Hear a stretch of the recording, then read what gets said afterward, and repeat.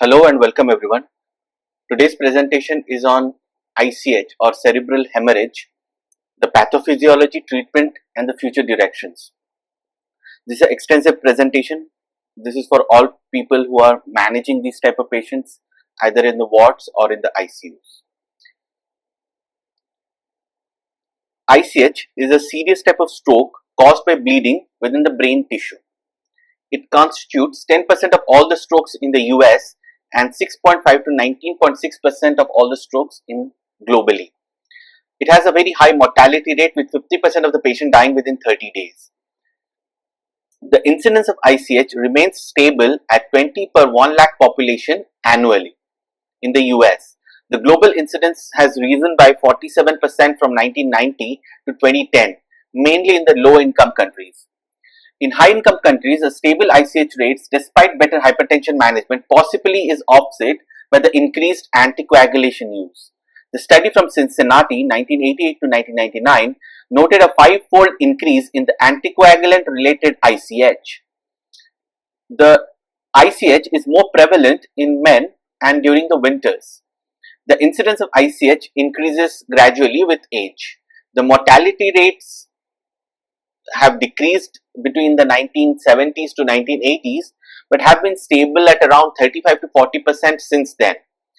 30-day case fatality has dropped from 40 to 33% between 1985 to 2011, but a 48-hour case fatality again remains unchanged. Long-term fatality rates are very high, 55% at 1 year, 70% at 5 years.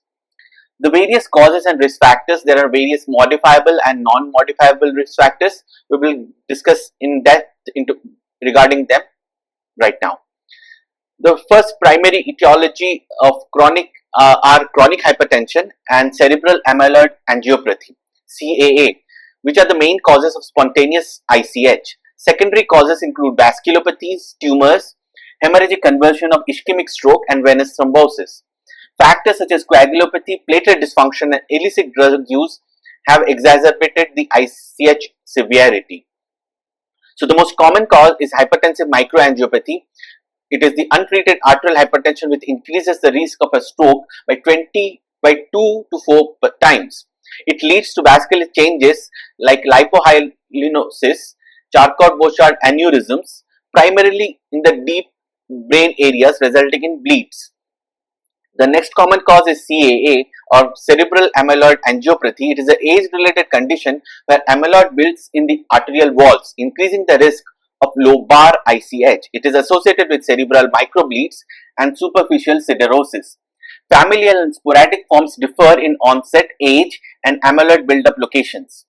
Coagulopathy is a risk factor. Anticoagulation and antiplatelet medication increase the ICH risk, with newer agents posing a lower risk than warfarin. Coagulopathies from conditions like hemophilia, liver failure can exacerbate the ICH. The impact of illicit drugs, sympathomimetic drugs like amphetamine and cocaine are linked to increased ICH risk through increase in the blood pressure and vessel wall damage. The other risk factors, there are modifiable risk factors like hypertension, smoking, excessive alcohol, diabetes, and the use of certain medications. The non-modifiable risk factors are encompassing age, male sex, non-white ethnicity, cerebral amyloid angiopathy, and various chronic diseases.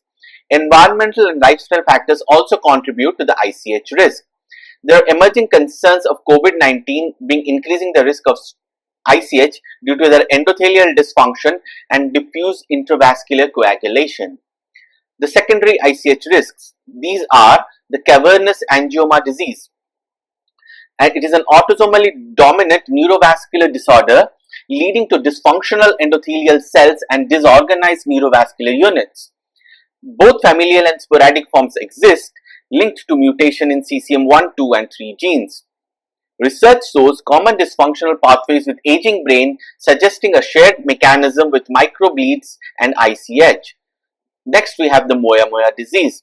This is characterized by abnormal hyperplasia of the smooth muscle cells and the luminal thrombosis in the basal ganglia artery. This results in two forms, that is a disease and syndrome, both leading to what is seen as cerebral artery occlusion and formation of collateral arteries.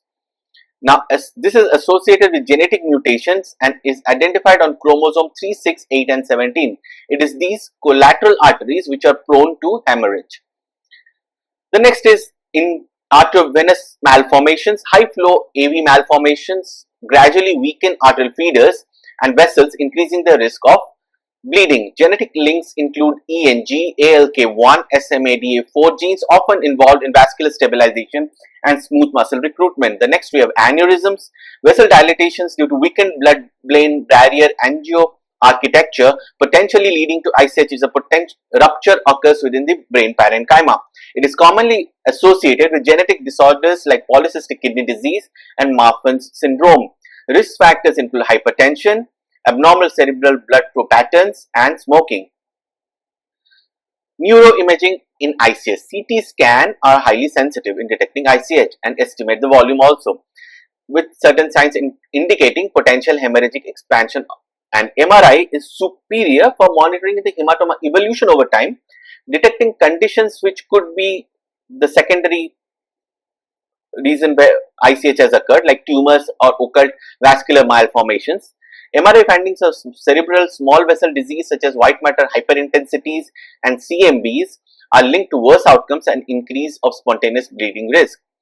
Now, ICH risk escalates with age, with rates climbing significantly in individuals over the age of 80, primarily due to increased hypertension and CAA related ICH. Cerebrovascular malformation are most common cause of ICH in individuals under the age of 40, followed by coagulopathies and tumors. So this diagram summarizes the common causes. The most common cause are two: hypertension, microangiopathy or cerebral amyloid angiopathy. Hypertension results in deep brain bleeds, while cerebral amyloid angiopathy results in lobar bleeds. The primary causes resulting into secondary bleeding are AV malformations, cavernous angioma with dilated capillaries, moyamoya disease with abnormal compensatory vessels, and aneurysms. Now, the mechanism of injury in ICH. Now, once the bleeding has occurred, how the damage occurs to the brain. Now, ICH injury is classified into two parts, that is primary and secondary. Primary being the actual blood and the injury which is causing the problem. Secondary is the other causes. So, primary injury. It occurs immediately after hemorrhage and it is characterized by mass effect from the hematoma expansion or HE and hydrocephalus. Primary injury results from physical displacement and compression of the brain structure, potentially causing severe outcomes like midline shift and herniation. ICH volume is a critical predictor of mortality, with volumes exceeding 60 cm3 linked to 91% 30-day mortality. Now, secondary injuries are also important. They develop over days and weeks. They are activation of harmful pathways like inflammation, iron and blood toxicity, and oxidative stress. Secondary injury mechanism include further edema development, additional mass effect with ongoing blood presence, which may lead to hydrocephalus. So, coming first to the mass effect and the increased ICP.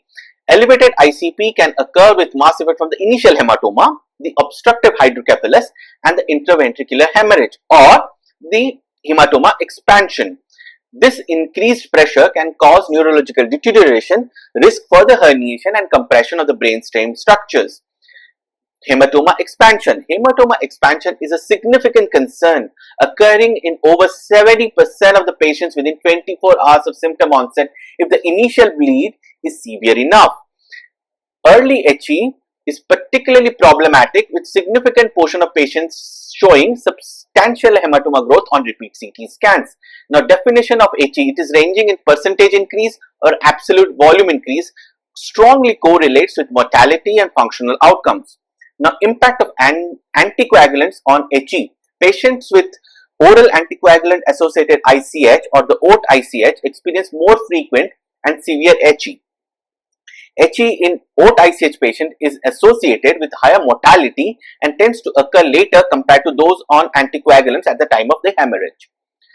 Now, intraventricular hemorrhage and the hydrocephalus. Approximately 40% of the ICH patients present with IVH, which is consistently linked to poor prognosis and increased mortality. IVH often leads to obstructive hydrocephalus, requiring the placement of an extraventricular drain to elevate the elevated ICP. Despite the survival benefits of EVD, its impact on long-term functional outcomes remains uncertain. Blood breakdown products from IVH contribute to the secondary blood injury through increased iron concentration in the brain. Perihematomal edema, PHE, inflammation, and the iron-induced oxidative stress. So coming first to the PHE, that is perihematomal edema. Early perihematomal edema results from serum protein diffusing into the brain tissue, causing a vasogenic edema. Now, this expansion is driven by several factors over the following days, including the thrombin release, the inflammation, and the iron-induced oxidative stress. Thrombin has a dual role, including in aiding in clot formation to prevent HE, while high concentration contribute to this perihematomal edema. Inhibiting thrombin can reduce PHE development. The coagulation cascade plays a complex role over here, interacting with the immune system to influence the ICH outcomes. So coming next to the inflammation.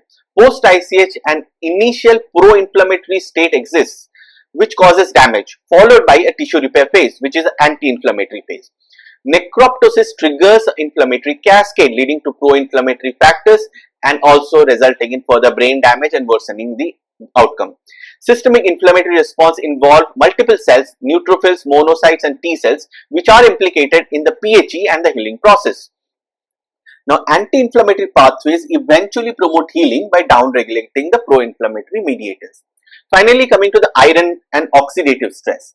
Hemoglobin breakdown leads to iron overload, significantly contributing to the perihematomal edema and the neuronal damage. Iron chelation has shown promise in reducing edema and improving outcomes in animal models, but studies in humans have had mixed results.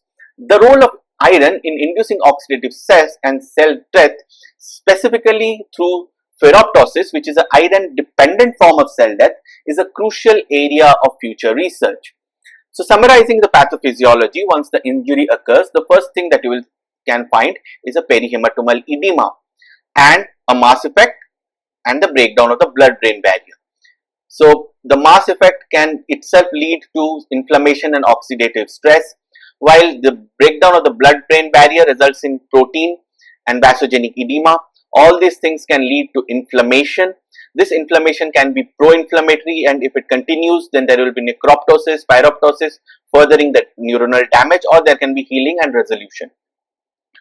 And there can be hematoma expansion and perihematomal edema because of the inflammation.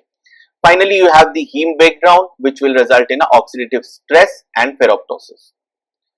So, what are the additional pathophysiology apart from this that can occur? The first one is the seizures. Now, seizures occur in 4 to 42% of the patients in the first 24 to 72 hours post ICH, with rates higher when including non-clinically evident electrographic seizures. Now, factors increasing seizures risk include a lobar hemorrhage location and the presence of subarachnoid or subdural hemorrhage. Seizures are linked to acute neurological worsening, potential rebleeding, though their impact on long-term outcome and in-hospital mortality is inconsistent across the studies. The next is fever. Fever affects 30 to 45% of the ICH patients within the first 70 hours, particularly those with an intraventricular hemorrhage. While some fevers may stem from infections, neurogenic and central fevers are associated with the presence of blood in the ventricles, which are very common. Hyperpyrexia during this period is linked to worse outcome, increased mortality and other complications such as hematoma expansion, elevated ICP, PHE and prolonged ICU stay and hospital stay. Finally, we have the hyperglycemia, which is nearly seen in 60% of the cases, irrespective of their previous diabetes diagnosis. Like fever again, it is associated with all kinds of secondary insults because of the sugar changes. So now that we know how the injury is occurring, how can we treat our patient? So coming to an overview of the overall treatment, despite numerous trials, there is no single treatment which has definitely improved mortality and neurological outcome. Now, current ICH management guidelines emphasize on preventing, managing the medical condition to prevent exacerbation and consider surgical intervention in very specific cases. So, coming first to the prevention strategies, the most important would be primary and secondary prevention by the management of the modifiable risk factors, because those are the things we can change, because once it happens, it is associated with a very high mortality rate. So first of all in the prevention is the hypertension management. So poorly controlled hypertension is a significant risk factor of ICH. These relative risk of ICH increase substantially with raising systolic blood pressure levels. Now, a study found that the relative risk of ICH to be 2.2 if the SBP was between 140 to 159 and 3.78 if the SBP was more than 160. Now, another study showed a risk ratio increase of 2.45 every 20 increase in the SBP in a Korean stroke patients.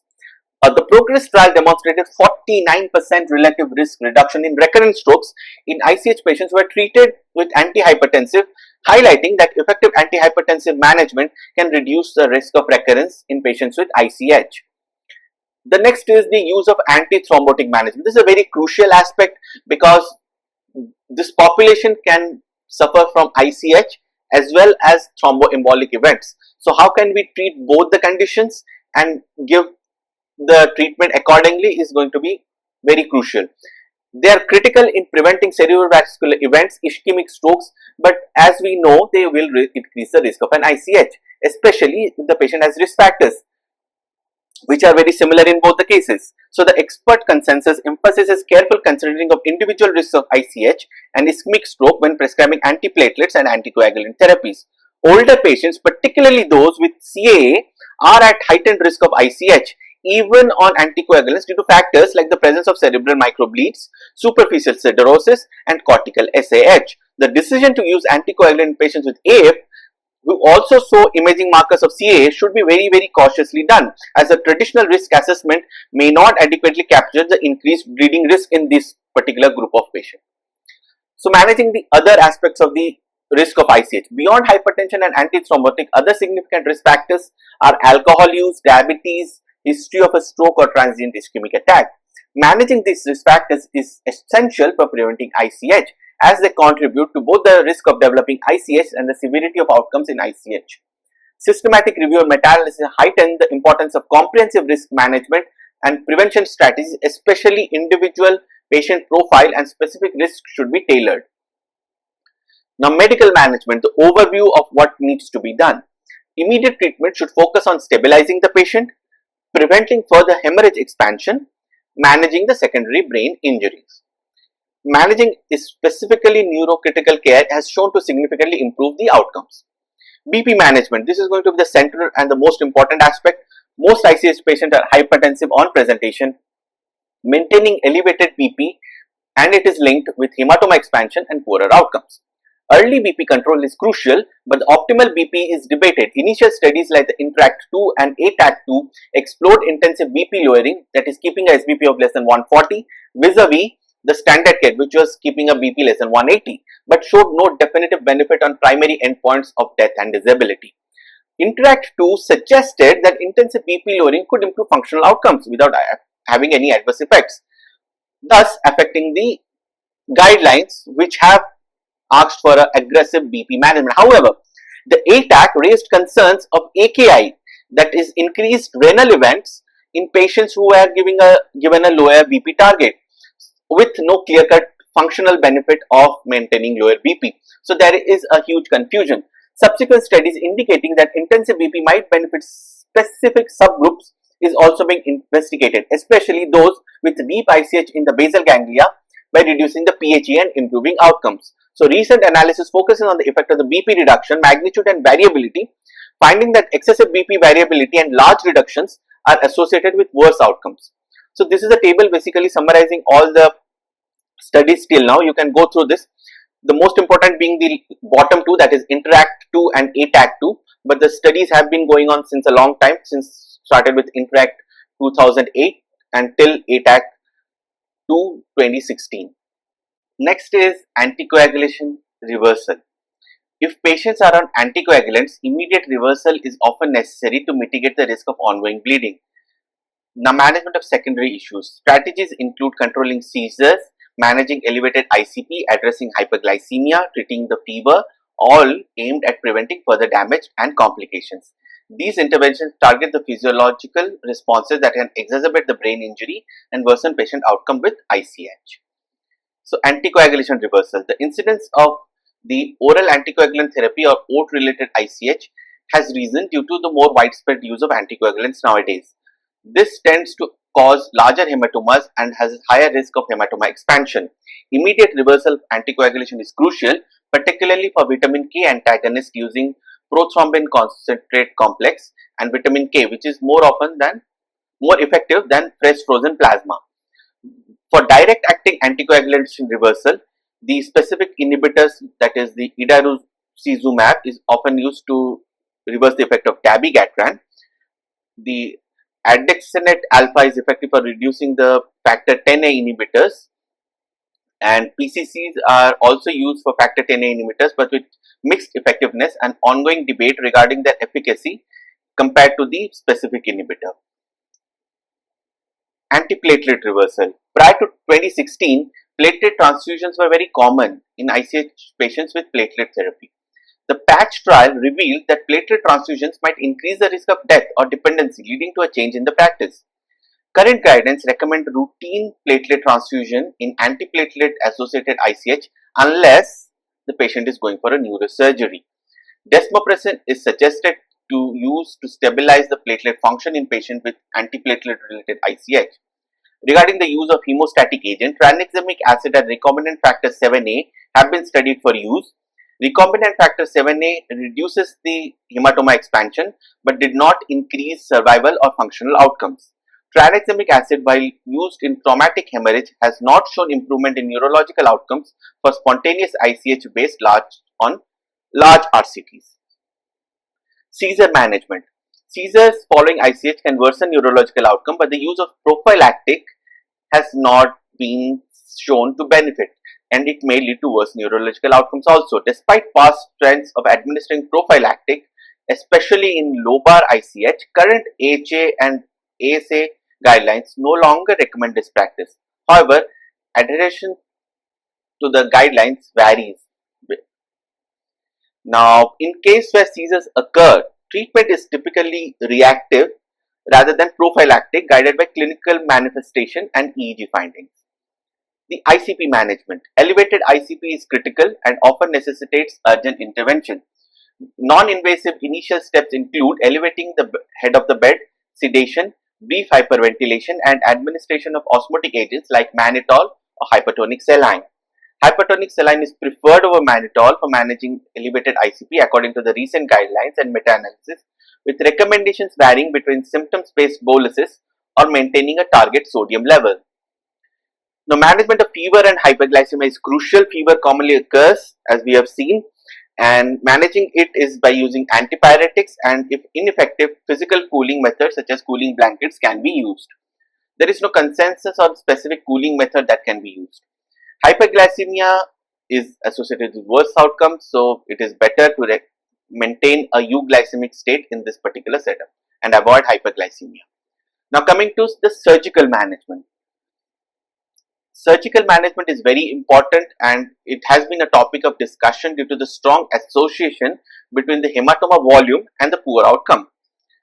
Although no studies have conclusively shown a benefit in the functional outcomes, surgical intervention may lead to reduced mortality, better functional results in carefully selected patients.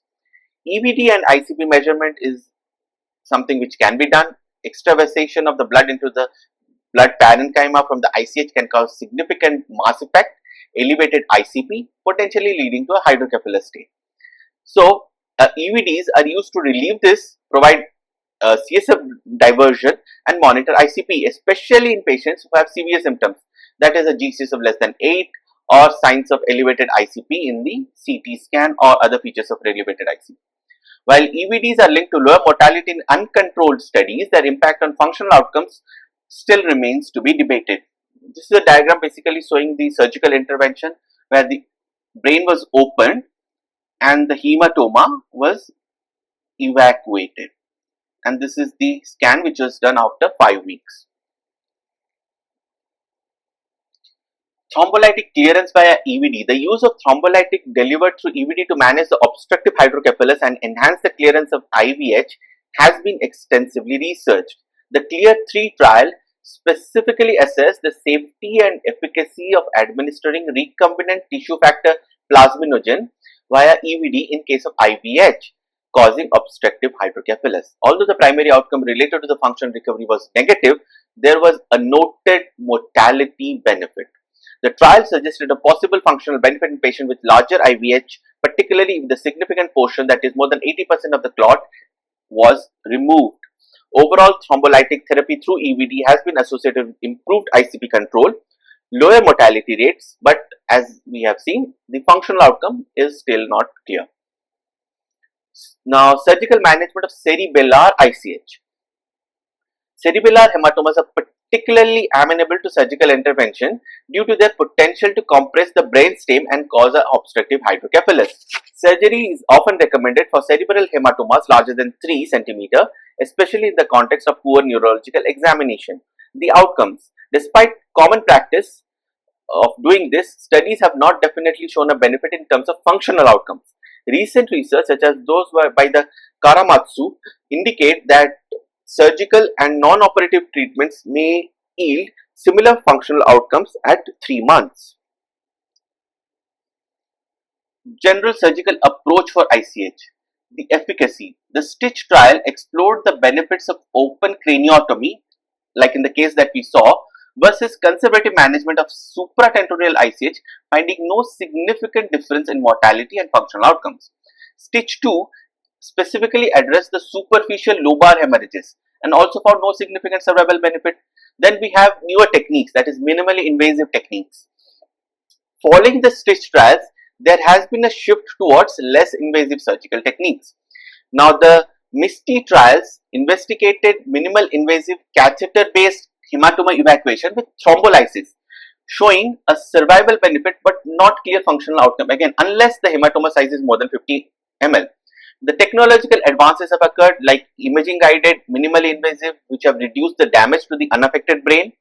The techniques such as endoscopic evacuation have shown promise in feasibility and safety, though the impact on functional outcomes still remain uncertain. So this is a catheter guided technique. As you can see here, through a catheter they have evacuated the hematoma over here, and this is the scan after 3 weeks, which shows significant reduction in the hematoma and the edema also. Timing of the surgery. Now, there is an importance. The timing of surgery is a critical factor. Often various studies suggesting the different optimal windows for intervention to maximize the benefit. Analysis from the STITCH and the MISTI trials suggest a broad therapeutic window for intervention with the functional outcome threshold identified at 62 hours post ICH onset and a mortality benefit holds till 48 hours. Future directions. Need for future research is there. Ongoing research and future trials are needed to refine the surgical techniques, determine the optimal timing, clarify the potential benefits in terms of functional independence and survival. Controlled comparisons in the future trial are essential to address the nuanced outcomes related to surgical timing and methodology. So now that we have managed the patient, what are the long-term outcomes? Survival, the most important thing. High initial mortality rate is seen in the first month, that is up to 50%, with significant proportion of the survivors being functionally dependent at discharge. The long-term mortality continues to be high. The 12 months mortality is 50%, 5 years is 70%, and 10 years is 80%. Functional independence, only a very small fraction of the patient achieve functional independence, that is 14 to 36% by the end of first year, despite gradual improvements. Factors contributing to early mortality include hematoma volume, age, presence of intraventricular hemorrhage, initial Glasgow Coma Scale score, and location of the hemorrhage. Cognitive impairment. A significant decline in the cognitive function occurs at the time of stroke, with many experiencing gradual long-term decline. Substantial percentages of the patients without prior dementia, so cognitive decline during follow-up, with new onset dementia occurring in some cases within a year post-ICH. The risk factors include cortical atrophy, cerebral microbleed, superficial siderosis, leukoaracosis, and lower age. Epilepsy. Now, ICH significantly increases the risk of developing late seizures, that is within the first year. The occurrence of late seizure does not independently correlate with poor long-term outcomes when adjusted for other factors. The next is recurrent ICH. Patients have experienced ICH at higher risk of finding another, with different rates for lobar versus non-lobar. Poor blood pressure control is a critical factor which makes the recurrence more common. Adequate management is essential in preventing recurrence, especially in patients with CAA. As you can see, nothing is very clear, so a lot of research is going on. We will see what are the researches that are going on in terms of prevention, treatment and identification. So the anti-thrombotic management post ICH is something which is very intensively explored. Now, restart trial found restarting antiplatelet after ICH could be beneficial in patients needing secondary stroke prevention, suggesting that the risk of recurrent ICH might be outweighed by the benefits of preventing a thromboembolic event. Now, the challenges, especially relevant in atrial fibrillation patients with post-ICH with mixed results on safety and efficacy. Decisions are nuanced based on the type of ICH, whether it is a low bar versus non-low bar. Now, there are a lot of ongoing trials. The first is ASPIRE, which is investigating the impact of restarting this in ICH survivors. SOSTART, this is focused on start or stop of anticoagulation post-ICH. The STATICH trial, which is examining the same thing. The A3ICH, which is exploring the avoidance. APACHE AF, which is studying the use of apixaban after anticoagulation associated ICH with AF. These trials aim to provide more definitive guidance on managing anticoagulation patients suffered with ICH, a very critical area where we need to balance the thromboembolic risk against a recurrent ICH. Regarding CAA and ICH prevention, management revolves around blood pressure control due to the absence of any specific targeted therapy for the amyloid. The innovative research is going on, that is in neural models, which is exploring the use of immunotherapy. This contrasts with the outcomes of anti-amyloid antibody in Alzheimer's, which has shown increased risk of microhemorrhages. Now, there are genetic factors. The population differences, notably higher risk for ICH risk is seen in Japanese and black populations, suggesting that may be some genetic component over here. So, genetic research is going on. So, genome-wide association trying to find polymorphisms associated with ICH risk, especially in the Japanese population. Innovations such as antisense oligonucleotide therapy have shown promise in preclinical models in the condition that is Dutch type CAA. Now, we are also exploring biomarkers and multiomics research in the ICH. The development of biomarkers to find the risk for ICH, CAA is advancing with the involvement of the multiomics. The key initiatives are standardization application.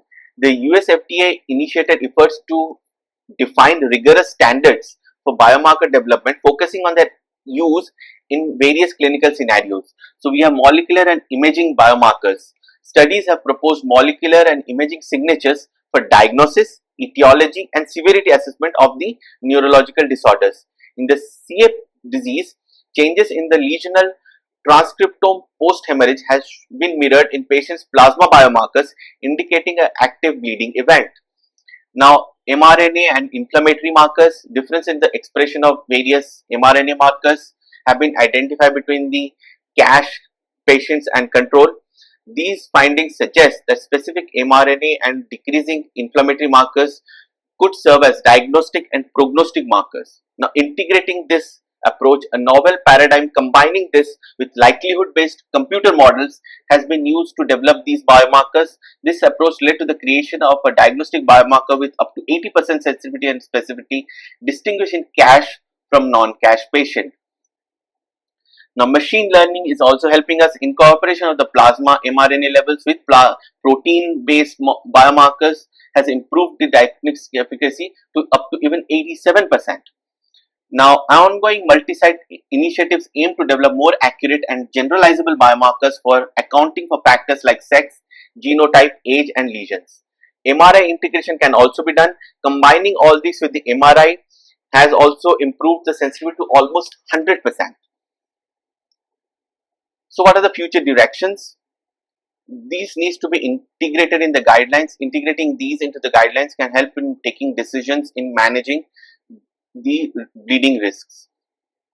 Broader application. The strategy developed for CASH biomarkers have potential application in other forms of ICH, neurovascular disease, which common pathophysiological mechanism exists, linking the biomarker to neurocognitive change. Research is also exploring the connection between the biomarkers from microbleeds and macrobleeds and the relationship to the ischemic brain damage and neurocognitive decline with the age. Now, treatment and the knowledge gaps. Now, blood pressure management, as we have already discussed, there is a lot of research, but then we don't have a clinical value. Reducing BP has variable impact. Personalizing BP target is critical for enhancing our neurological outcomes. Research into determining the BP with individual autoregulation ranges during recovery from endovascular therapy for stroke and subarachnoid hemorrhage has shown promise.